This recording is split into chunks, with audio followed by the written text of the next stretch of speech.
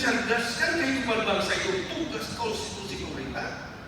Maka dalam batang tubuh di pasal 31 tulis setiap warga negara berhak untuk mendapat pendidikan. Ayat 2-nya, setiap warga negara wajib mengikuti pendidikan dasar, termasuk SMP kan?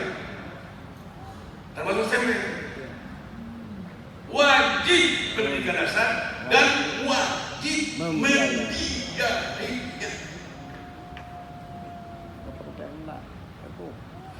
Pak, ini lihat peraturan ASN yang begini Pak, otonomi daerah yang begini Pak.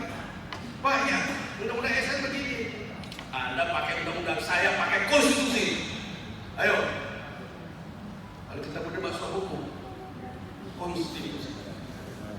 Jadi SMP sebetulnya kita nggak umum, kita didorong sama pemerintah. Kalau logikanya begitu. Tapi lupa kalau distrik. Nyambung kalau logikanya.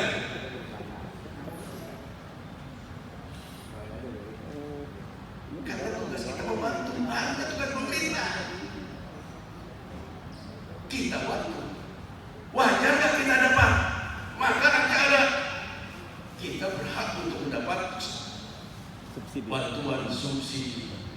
Nggak boleh pakai dapat. Ini juga yang kita boleh perkarakan.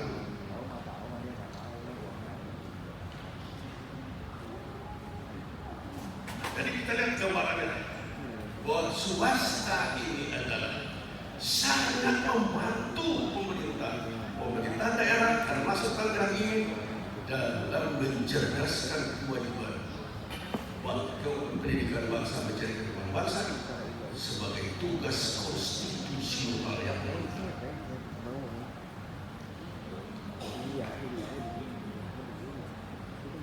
Maka kita perjuangkan dana pendidikan 20%, persoalannya sampai tidak ke swasta.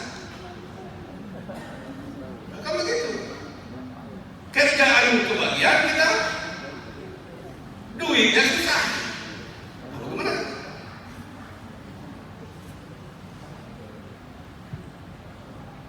Ini kita lihat dari konstitusi ya, dari konstitusi seperti itu. Tugas pendidikan sepenuhnya tanggung pemerintah. BMPS membantu Anda, bukan lawan Anda. Membantu harusnya dikasih hadiah, dihargai. Itu harus difilosofi pemerintah daerah. Kalau pemerintah daerah tidak melihat itu, kejadian kayak di Bekasi. Kejam sekali dalam PPDB, swasta nggak dilihat sama sekali. Saya dengar tadi bupati tadi, adem sekali.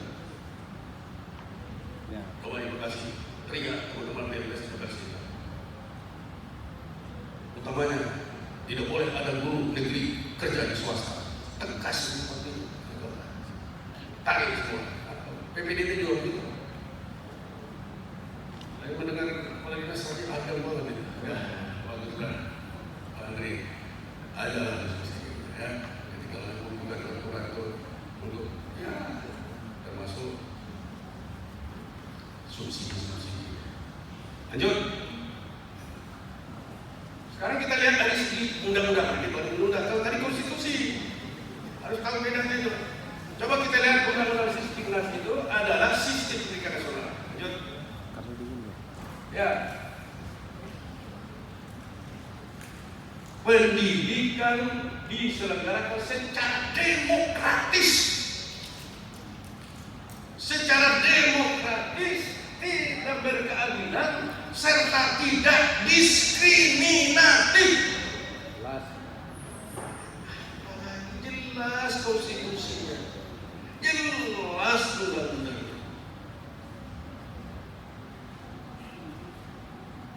Dalam literatur bunyinya begini, dalam omongannya begini, pelaksanaannya tidak begitu. Beda. Tetap saya. Nih ada sekolah di swasta udah bagus-bagus ditarik ke negeri, itu apa namanya? Padahal anak ini juga sama anak Tangerang juga. Nah, ini kan harus kita kasih tahu pemerintah dan pemerintah itu. Nah. Terus pasal 5 ayat 1-nya Setiap warga negara mempunyai hak yang sama memperoleh pendidikan yang bermutu. Ini tugas pemerintah. Kita membantu, kita mitra. Itu yang harus pemerintah daerah paham. Kayak tadi kepala daerah, saya kira ada enak tidak boleh. Atur-atur lah, ya, jangan sampai ada yang tutup sekolah swasta. Waktu PPP yang boleh mengumpul semua BMPS, undang BMPS-nya. Ayo kita berdiskusi, membangun sekolah baru, panggil BMPS-nya. Jangan membangun sekolah swasta negeri di situ swasta banyak di situ. Sama dengan membunuh, tidak jadi mitra, itu jadi rival. Tidak memperlakukan kita sebagai mitra. Lanjut. Pasal 8. Masyarakat berhak serta dalam perencanaan dengan kita berhak. Kita akan memperjuangkan, kemarin sudah pertemuan kami rapat DPS nasional, kita akan minta kepada pemerintah atau DPR supaya lagi jangan lagi disebut kita ini sekolah yang diselenggarakan oleh masyarakat. Kita ingin sebutkan di situ oleh pihak swasta. Jadi jelas. Itu yang harus kita perjuangkan. Ya. Jadi kita namanya swasta. Jangan sekolah yang diselenggarakan oleh masyarakat. Kepala sekolah itu lagi datang. Kepala sekolah. Kepala sekolah adalah jabatan guru. Adalah guru yang mendapat tugas khusus. Saya dulu pernah dalam suatu pengarahan dari Kementerian kepala sekolah swasta. Jadi tampillah narasumber dari Jakarta. Dia cerita tugas kepala sekolah itu luar biasa. Siapa namanya? Singkat tema apa namanya? Ya, sebagai apa namanya? Tugas kepala sekolah dulu apa itu? Manajerial. Sebagai Manajerial. Manajer. Sebagai pemimpin, sebagai supervisor, ya, kepala sekolah itu banyak. Saya tanya, Pak, kalau tadi jabatan kepala sekolah itu, tugasnya keren, banyak, hebat benar. Pendidik, ya pengajar, pemimpin, supervisor. Coba definisi kepala sekolah apa? Guru yang diberi tugas khusus. Coba. Berapa honornya Pak? Dulu itu 300.000 waktu saya kepala sekolah itu. 300.000, belakangnya 500. Bayangkan tugas kepala sekolah yang tadi dari semua dia sudah kita ngomong dalam namanya BM, dulu apa namanya itu? MBS, kan gitu. Manajemen berbasis sekolah. Dia peran kepala sekolah. Tugasnya. Dia kan satu-satunya pengambil keputusan. Tapi itu di dalam undang-undang disebutkan itu guru yang mendapat tugas khusus. Masih baru di zaman dulu. Kepala SMA itu namanya direktur SMA, direktur SMP, masih gede. Sekarang tugas guru khusus. Ini kita bicara regulasi. Ya.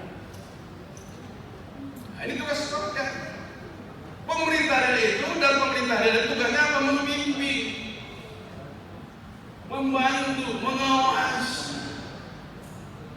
Itu. Yang kedua tadi katakan tugasnya orang tua tadi. Jangan membunuh. Yang membunuh tadi kan begitu. Gurunya ada diambil. Ya, kemarin dikasih sewa tanah, sekarang diambil sudah. Ini kan sama deh. Itu banyak persoalannya. Yuk, lanjut.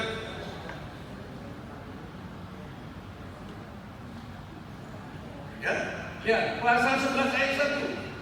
Pemerintah dan pemerintah wajib memberikan layanan. Wajib memberikan layanan dan kemudahan serta menjamin terselenggaranya pendidikan yang bermutu bagi setiap warga negara tanpa diskriminasi. Coba lihat.